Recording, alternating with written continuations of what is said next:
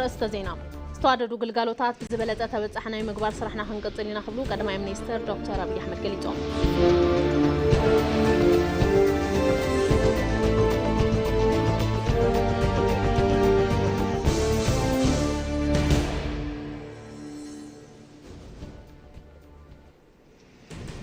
بيت مخرن منيسترات أب زكايدو مبل 54 سرعة خيبو أب استفلالي قدات ممزتاي والسانتات هم حلاليفون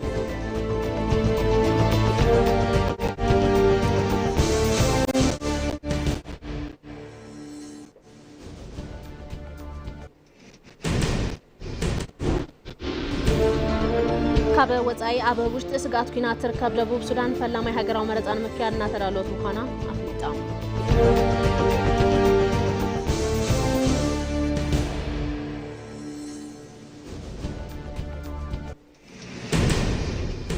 سلامت أنها بالليكم يتمسيوز خبركم تملكتنا ساعة حد خوينوم أد زينا جمير لهم أد زينا مرحبون أدريت بريهو حبيركم كتأني حفلما حصر زيناتات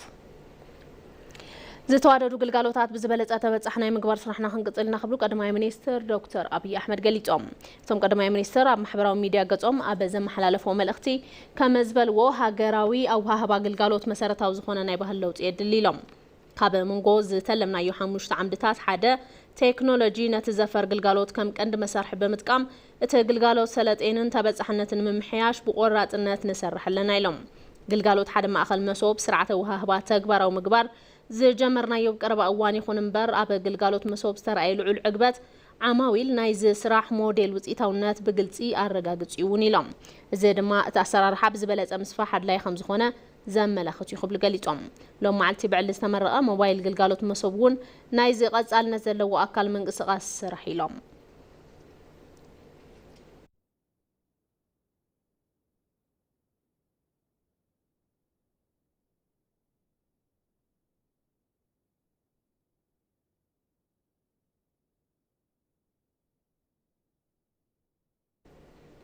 صاغا خبابي أبا قمت زأتوا قلت معقف مسارة المعات متكبار حتوتات هزبن مملاس أخي لإيلان منيستر بلان اللمعاتن دكتور فطومة صفام قدماء منيستر أبي أحمد أبصر خبلو نايميت معلتات قمقامن نايت شعات أوارح تأبصاب أفت أزما صراحن بمنيستر بلان اللمعاتن دكتور فطومة صفا غريبهم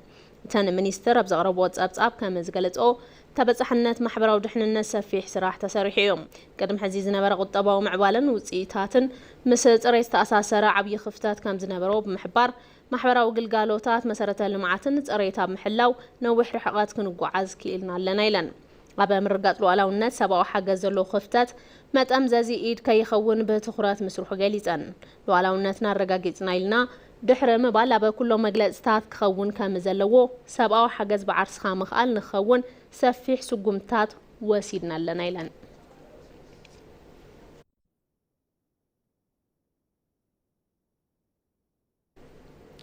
مرخبتي حفاش اب هنصات حبراو زانتا بتخورات نخسرحو صاوعيت قريبهم بعل مز مرخبت حفاش إثيوبيا كيد هنصات هاجر مرخبت حفاش نمتنخارن حبراوياتان مهناصن بتخورات نخسرحو صاوعيت قريبهم اتبع المزي كابت كالات ميديا مستوصاصو توكلتي مرخبت حفاش نهنصات هاجر نهنصات املخاختا محبرسبن بزبل مري حساب زات يسالط اللهم ابت مدرخ استرخبو دايركتور جنرال بهيراو قلقالوت حبريتان دحنتن امباسادر ريدوان حسين مرخبت حفاش بسرح وسرحتي من محاشات كم زلو بمقلات زحش عقمن خلوهم كسرح لهم نزدما بوغن منغستي حاجزات تتنخيرهم كقصل يوم زبلو امباسادر ريدوان ابا مرخبت حفاش الراي خفتات نمتعراءن تنكر غونتات نمقصالن تبع المزي مدرخ زته مچاو املاخيتهم وانا دايركتور تبع المزي هيمانو زلق ابغدان مرخبت حفاش واناون تأمنن حبريتات بتصحي كاب مقبر بتوسخي محبر السبن مقراطن هنصات هاجر منغستي وسان بتصحيت كم زلون العلن بزمداي دما ميدياتات حبراو زانت حزبي ولقا كللن محبر السبن اب مهنات اجامو مناتواصو خمس خونو غليطن ابت مدرخ زتا توكلت محبر السب راديو تلفزيونن اكالات ميديان كللاتن اناتساتفون تخونو اب زحلفو 3 اوارح صبصاب تحستو مرخبت حفاش كتتلن زنبالن تنتنان قريب يوم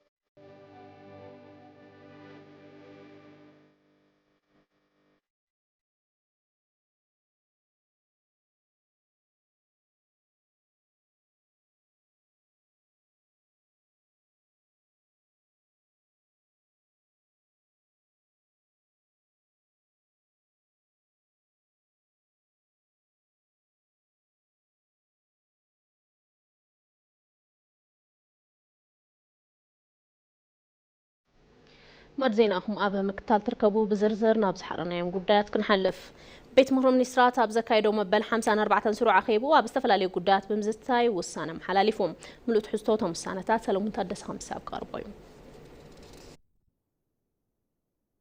بيت مخري منسترات أبزا كايدو مبال 54 سروع خيبو أبستفل عليه قدات بمزتاي استفل عليه والسانتات أم محلاليفو اتبيت مخري بقدامنت أبي كل تسمم معات دقفن لغحن فاينانسيو زاتيو تناي مجمرة نتلما هاجر بقول من محيش وطوا مفتح مزوعل كابيجين سلمعات فرنساي سمم على 8 مليون يورو اتخلاي دما نبروغرام من محيش تحط قرب جنزب قطر زوعل كبانك انفستمنت أوروبا سمم على 11 مليون يورو اتبيت مخري كلت يوم سمم على مس بوليسي من محدار لقاح هاجرنا زتعام ومخانهم بمرققات ركي آواجات مصدق سممعات لقاح نبيت مخرو وكالت هزبي نخلاخو بمولد دمتي وسينو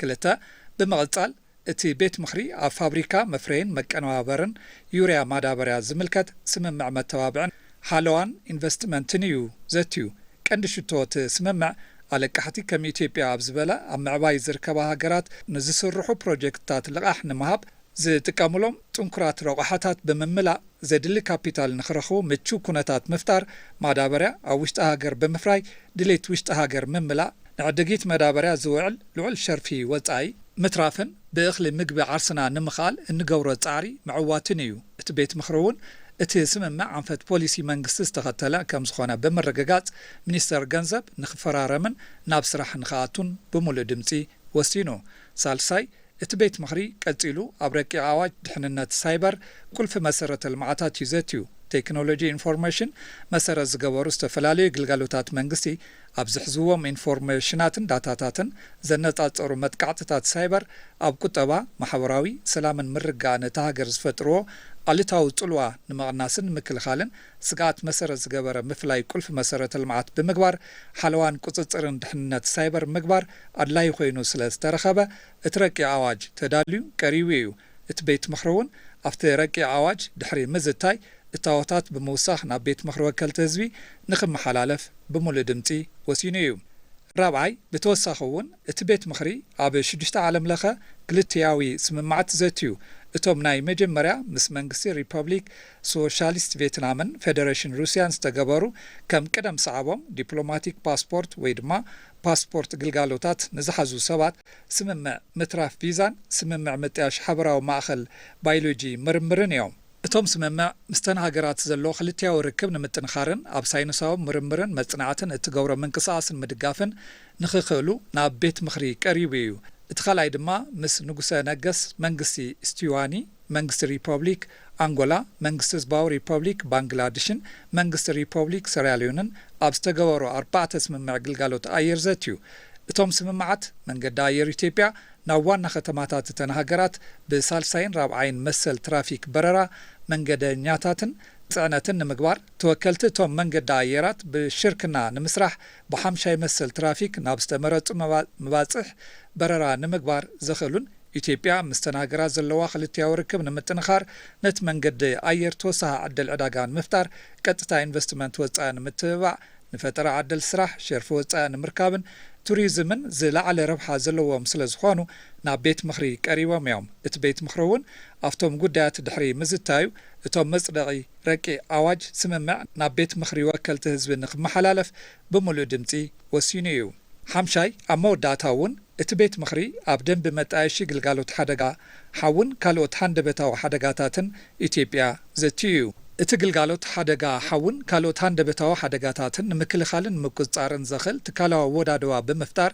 زقاتم حدقاتات زخف سبعون نواتاون قدات نخيب صحو نمقصار سرحات المعاتن انفستمنتن نحدقا حاون كالوت حندبتاو حدقاتاتن زلوهم تقالا عنت بمفتاش سقاتن تاليو هنطا عقم ملاش انتزيهاليو دما قلقالوتات مخري نمهاب نخكال اتدنبي تداليونا بيت مخري قريبيو اتبيت مخرون ابرقع دنبي دحري مزتايو التاوتات بموسخ اب نغاريت غازيطا فيدرال تحتيمو كاب زوصل معلتي جميرو اب سراح نخوعل بمولو دمتي وسينيو 14 مازيا 2018 عام تمرت اديس ابابا ቀዳማይ ሚኒስትር አብይ አሕመድ ግልጋሎት ተንቀሳቀስ መሶብሎም ዕለት መሪቆም ከፊቶም ቀዳማይ ሚኒስትር አብይ አሕመድ ከም ዝሓበርዎ ኢትዮጵያ ግልጋሎታት ብዲጂታል ቴክኖሎጂ ብምቕራብ ርዌት ዜጋታት ናይ ምዕባይ ስራሕ አጠናኺራ ከም ዝቀፀለት አረጋጊጾም ንጸብጻብ ጌታቸው ባልቻ ሙሉ ብርሃን ግርማይ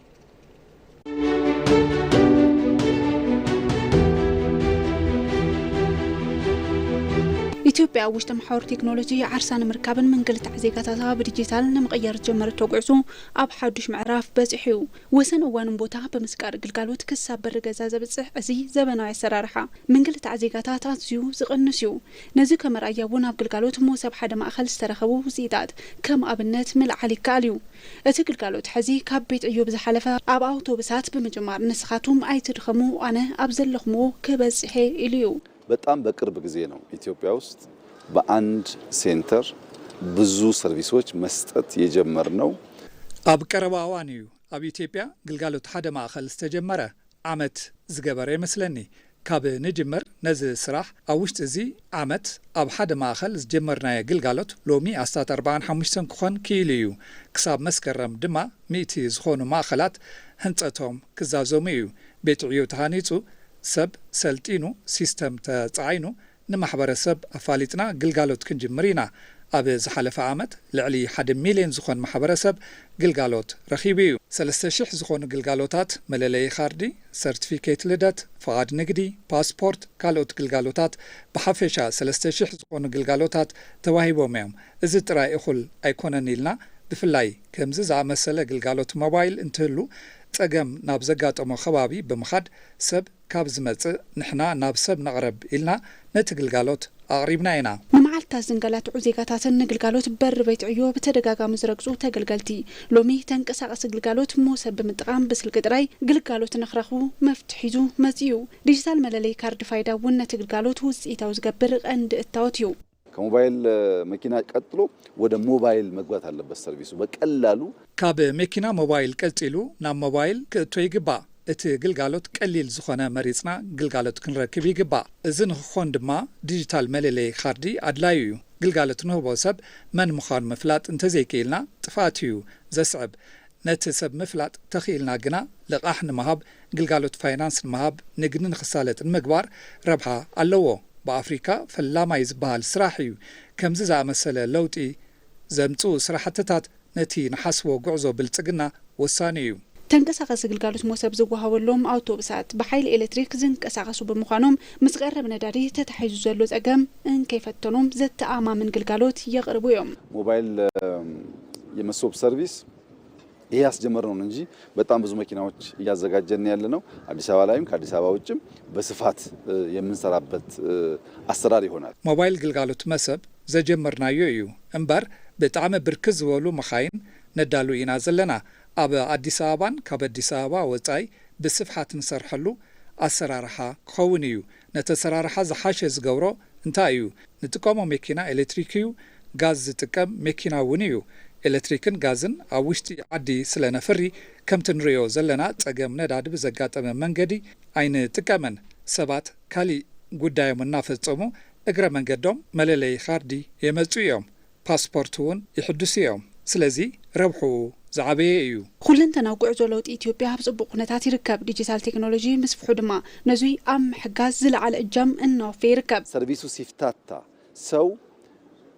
ከቤቱ ቢሮ የሚሄድበት ሰዓት 1 ሰዓት ሲሆንና 30 ደቂቃ ሲሆን አንድ አይደለም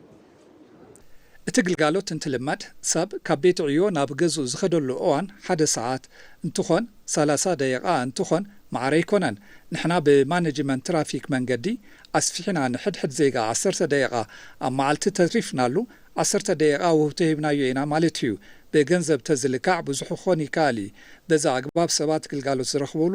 እዋን ምሕፃር ከም ሃገር ዝለዓለ ረብሓ ዘለዎ ጉዳይ ስትራቴጂ ሪፎርም ሲቪል ሰርቪስ መውፃእ ተኽኢልና ኣመራርሓ ምስልጣን ተኽኢልና ሲስተማ ማዕቢልና ንኸዶ ክያዶ ጽቡቕ እዩ ዝኸውን ቴክኖሎጂ ኣብ ኩሎም ዘፈራት መልሲ ይህብ እዩ ዘሎ ብፍላይ ኣብ ግልጋሎታዊ ወሃባ እናመፀ ዘሎ ለውጢ ምጥንኻር ተኽኢልና ኣብ ዝቕጽሉ 2-3 ዓመታት ብዝተማልአ መንገዲ ዜጋታትና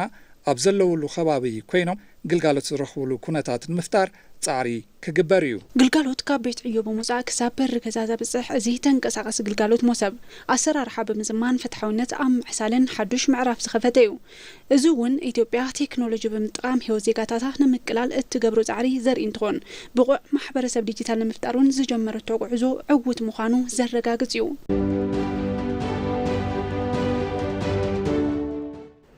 ኢትዮጵያ ኣብ ዝሓለፉ ውሕዳት ዓመታት ኣብ ጉዕዞ ዝተፈላለዩ ኣንፈት ታሪኽ ኣብ ዝቕይር ወለዶ ተሳገርቲ ዝኾኑ መምሓያሻት ማክሮ ኢኮኖሚ ትርከብ እዚ ጉዕዞ ንዓመታት ዝጸንሑ ማሕበራዊ ስብራታት ዘመዓራር እዩ እቲ መምሓይሺ ንኢትዮጵያ ካብ ጽዕንቱ ዕዳን ናጊፉ ብሰንኪ ሕፅረ ሸርፊ ወጻኢ ዝገጥም ሕፅረት ምህርቲ ዝፈትሑን እዮም ንጸብጻብ ዓለም ይልፉ ደሃብ ያሲን ሓደ ዓመትን መንፈቕን ዝተሳገረ ዝተባልአ ትግበራ መምሓይሽ ማክሮ ኢኮኖሚ ኣብ ነዊሕ ጉዕዞ ኢኮኖሚ ኢትዮጵያ ሓዱሽ ምዕራፍ ዝኸፍት ኮይኑ ቀፂሉ እዩ ብፍላይ ብዕዳጋ ዝምራሕ ትግበራ ተመንሸርፊ ወጻኢ ኣፈላላይ ጸገም ዕዳጋ ብምጽባብን ግልጽነት ብምፍጣር ልዑል እጃም እናበርከተ ይርከብ እዚ ድማ ብፍላይ ኣብ ዓውዲ ኢንቨስትመንት ልዑል ምንቕቓሕ ኣምፂኡ እዩ ዶላር ሸቀጥ ነው በብር የሚገዛ ነገር ነው ዶላር ሸቀጥ እዩ ብብር ዝዕደግ ነገር እዩ ቀደም ናይ ኢትዮጵያ ብር ኦቨርቫልዩድ ልዕሊ መጠን ዋጋ ዘለዎ ኢሎም ይሓስቡ ነይሮም እዚ ማለት ናብ ኢትዮጵያ ዶላር ሒዝና ንኣቱ ስራሕ ንሰርሕ ከስቢ ንረክብ ዝረኸብናዮ ናብ ዶላር ቀይርና ንምውፃእ ስለ ዘይንኽእል ዶላር ብኽባር ዋጋ ንገዝእ ብምዃኑ ብስራሕ ዝረኸብናዮ ገንዘብ ንስእኖ ስለ ዝኾነ ኣብ ካልእ ሃገር እንተንሰርሕ ዝሕሸዩ ዘዋፅአና ምኽንያቱ ሸርፊ ብዕዳጋ ስለ ዝትመን ይብሉ ሕዚ ዕዳጋ ብምምዕርራዩ ልዑል ዋሕዝዩ ዘሎ ብሓፈሻ ዘሎ ሸርፊ ወጻኢ ብቁፅሪ እንትግለጽ 18.6 ቢልዮን ዶላር በፂሑሎ ኣብ 2026 ኣብ ዝወፀ ሪፖርት ኣብ 2018 ፈላማይ ፍርቂ ዓመት ጥራሕ 2.3 ቢልዮን ዶላር ተረኺቡ እዩ እዚ እውን ትመምሓይሽ ቁጠባ ኣብ ሰብ ሃፍቲ ዝተፈጠረ እምነት ስጋኣቶም እውን ከም ዝተለዓለ ዘመላኽት እዩ ኣብቲ መምሓይሽ ማክሮ ኢኮኖሚ ቅድም ክብል ኣብ ትሕቲ ቁፅፅር መንግስቲ ንዝርከቡ ትካላት ጥራሕ ዝተወሃቡ ግልጋሎታት ንውድድር ውልቀ ዓውዲ ክፉታት ኮይኖም እዮም ማሕበረሰብ እውን ዝሓሸ ግልጋሎት ብዝተመጣጠነ ዋጋ ንኽረክብ በሪ ይኸፍት ኣሎ እዚ ስግግር ንትካላት ልምዓት መንግስቲ እውን አሰራርሖም ንኽዝምን ብዓለም ለኸ መዐቀኒ ንኽምዘን እውን ገይሩ እዩ ይሄው በተጨባጭ የምናሳየው ቴሌኮም ኢንዱስትሪ ላይ ነው ሳፋሪኮም መግባታቸው ነው ሳፋሪኮም ሲገቡ ፕራይቬት ሴክተር ነው የገባ ያለው ማለት ነው እነሱ መግባት ሕዚ ብጭቡጥ ዘርኤና ኣብ ቴሌኮም ኢንዱስትሪ ዘሎ ጉዳይ እን ሳፋሪኮም ናብ ዕዳጋ እንተኣቱ ውልቀ ሲስተም ኣትዩ ማለት እዩ እዞም ትካላት ናብ ዕዳጋ እንተኣቱ ምስ መንግስታዊ ትካላት ዘሎ ውድድር ብምስዓር ትካላት መንግስቲ ድማ ነዚኦም ንምስዓር እንትቃለሱ ንርኢ ብምዃኑ ቅድም ክብል ዝፈራሕናዮም ነገራት ኣየጋጥሙን ምክንያቱ እውን ጽቡቕ ውድድር ስለ ዘሎ ንቐጻሊ ንሓስቦ ኢትዮ ቴሌኮም ዝወዳደረሉ ኣብ ኣውሮፓ ንኸደሉ ጉዳይ እዩ ነዚ ንምፍታሕ ድማ ሕዚ ኣባይታ ዘሎ ነገራት ብምርኣይ ኣብ ንግዲ ወጻኢ ትካላትና ካብ ሃገር ወጻኢ ዶላር ዘምጽኡሉ ዕድል ይፍጠረሎም ኣሎ ኢለ ዝሓስብ መምሓይሽ ማክሮ ኢኮኖሚ ስዒቡ ኢትዮጵያ ምስ ዓለም ለኸ ትካላት ዝነበራ ርክብ ናብ ሓዱሽ ምዕራፍ ኣሰጋጊራቶ እያ እዚ ስትራቴጂካዊ ምትሕብባር ንምንካይ ዕዳን ንተወሳኺ ሓገዝ ፋይናንስ ምዕሩይ ኩነታት ፈጢሩ እዩ የአጠቃላይ የማክሮ ኢኮኖሚክ መረጋጋቱ የዕዳ ጫና መቀነስ ሓፈሻዊ ማክሮ ቁጠባ ምርግግኡ ሓፈሻዊ ጽዕንቶ ምንካይ ዝቕባበ ምንካይ እቶት ምምዕባል ዕቤት ሸርፊ ወጻኢ ንግዲ ወጻኢ ብዝለዓለ ብርኪ ምዕባይ ብሓፈሻ ንኢንቨስትመንት ምዕሩይ ዝኾነ ማክሮ ቁጠባ ምፍጣሩን ጉዳይ ኢንቨስትመንት ምትብብዑ ምስ ተዋዲዱ ዝረአዩ بمداي متنخر ركبون مس بنك عالم مس IMF مس ካልኦት ትካላት ልምዓት ኢሉ እውን ኣብ ምሽግ ሻግዕ ዳውን ጽቡቕ ለውጢ እናተረኣየሉ እዩ ሰጉምትታት መምሓይሽ ኢኮኖሚ ኢትዮጵያ ኣብ ዓለም ለኸ ትካላት ጽንዓትን ምርምርን እውን ልዑል ጠመተ ተዋሂብዎ እዩ ኣብ ዩኒቨርሲቲ ኦክስፎርድ ፕሮፌሰር ኢኮኖሚክስ ዝኾኑ ኣብ ምምዕባል ዝርከባ ሃገራት ለውጢ ፖሊሲ ዝከታተሉ ሰሞያ ኢትዮጵያ ዝጀመረት ኩለ መዳዩ መምሓይሽ ማክሮ ኢኮኖሚ ንዕብየት ዓለም ለኸ ተወዳዳርነትን ዘለዎ ፋይዳ ንኢዶም እዮም I have been observing the Ethiopian economy for over 3 decades. ቁጠባ ኢትዮጵያ ንልዕሊ 30 ዓመታት ብቐረባ ተኸታቲለዮ ብፍላይ ኣብ ዝሓለፉ ውሕዳት ዓመታት ልዑል ለውጢ ኣርእዩ ቅድሚ ሓደ ዓመትን ፈረቓን ዝተገበረ ተመን ሸርፊ ወጻኢ ብዕዳጋ ዝትመነሉ ኣገባብ ትለውጢ ኣብ ወሳኒ ምዕራፍ ምብጽሑ ዘመላኽት እዩ ብናተይ ኣረኣያ ኣብቲ እዋን ካብዚ ዝሐሸን ዘተኣማምንን መማረፂ ኣይነበረን ኣብ ብዙሓት ሃገራት ተመሳሰልቲ ሪፎርምታት ብፖለቲካ ወይ እውን ብፍሉይ ድሌት ምኽንያት ይድንጉዩ እዮም ክትግበሩ ከለዉ እውን ብዘገድድ ኩነታት እዩ ኢትዮጵያ ግና ካብዚ ዝፍለ መገዲ ሲዒባያ መንግስቲ አጀንዳ ሪፎርም በበዓል ዋናነት ንክመርሖ ዘለዎ ቆራጽነት ዝናአድዩ እዚውን ተአማንነት ሪፎርም ክብ ዘብልዩ ምርጋ እናፈጠርካ ምዕባለ መቅጻል ቀሊል ስራሕ አይኮነን ፖሊሲ መምሐሽ ማክሮ ኢኮኖሚ ኢትዮጵያ ዓርሳ ንዕዳጋ ዓለም ዝኸፈተትሉ ስብራት ቁጠባኣ ዝጸገነትሉን ንደቂ አብሮህ ተስፋ ዘስነቐትሉ ኣሰር ታሪኽ ኮይኑ ቀጺሉ ኣሎ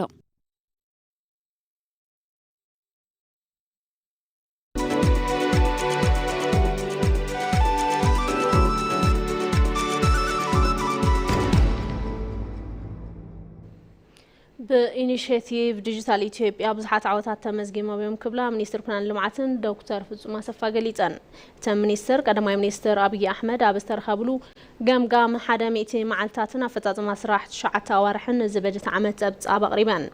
ኣብ ጸብጻበን ድማ ዲጂታል ኢትዮጵያ ከም ኢኒሼቲቭ ብምሓዝ ብዙሓት ስራሕቲ ከም ዝተሰርሑ ብምግላጽ ካብ መንጎ እዚኣቶም ድማ ግልጋሎት ሓደ ማእኸል መሶብ ከም ዝርከቦ ኣልዒለን በዚ ድማ እቲ ግልጋሎት ብፅሬትን ቅልጣፈን ንኽባጻሕ ብምግባር ብልሹ ኣሰራርሓ ንኽፍታሕን ምንግልታዕ ተገልገልቲ ዘቀላጥፍ ግዜን ወጻእን ንኽንኪ ዘኻለ ከም ዝኾነ ሓቢራን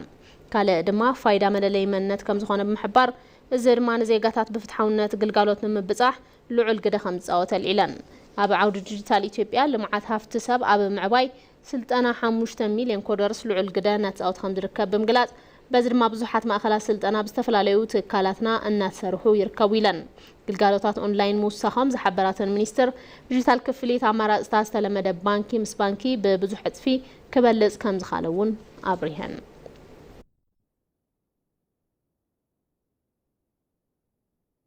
ዜና ወጻኢ ኣብ ስጋት ኩናት ውሽጢ ትርከብ ደቡብ ሱዳን ፈላማይ ሃገራዊ መረፃ ንምክያድ እናተዳለወት ምዃና ኣፍሊጣ ደቡብ ሱዳን ከቢድ ሓደጋ ኩናት ሕድሕድ እኳ እንተጋጠማ ንዓመታት እናተናውሐት ፀንሐ ሃገራዊ መረፃ ኣብ መጻኢ ታሕሳስ ወርሒ ንምክያድ ምውሳና ተገሊጹ እዩ ኣብ መንጎ ፕሬዚዳንት ሳልቫኪርን ምክትል ፕሬዚዳንት ሪክ ማቻርን ዝነበረ ኩናት ሕድሕድ ጠጠው ንምባል ከመቆጣጠር አውሮፓውያን 2018 ስምምዕነት ሰላም ፍራሙ ዝከሪዮም በስምምዕነት መሰረት መረፃ ኣብ 2022 ከተሳልጥ ዝነበረ እኳ እንተኾነ ብዝተፈላለዩ ምክንያታት ብተደጋጋሚ እናተናውሐ ፀኒሖም ኣብ መጻኢ 2026 መወዳእታ ክካየዱ ተባሂሉ ተጽቢት ዝግበረሉ ሃገራዊ መረፃ ኣብ ዝተተሓዘሉ መርሃ ግብሪ ዝሳለጥ እንተዳ ኮይኑ እቲ ሃገር ካብ ሱዳን ናጽነታ ካብ ትረክብ 15 ዓመታት ንድሓር ዝካየድ ፈላማይ ሃገራዊ መረፃ ክኸውን እዩ ከም ጸብጻብ አፍሪካ ኒውስ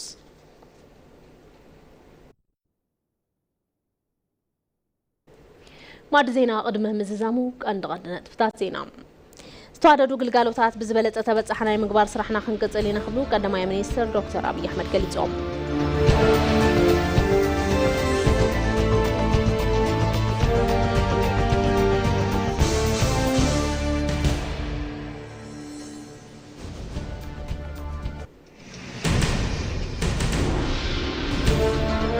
ቤት ምክሪ ሚኒስትራት ኣብ ዘካየዶ መበል 54 ስሩዕ ኣኼቡ ኣብ ዝተፈላለዩ ጉዳያት ብምዝታይ ውሳነታት ኣመሓላሊፉ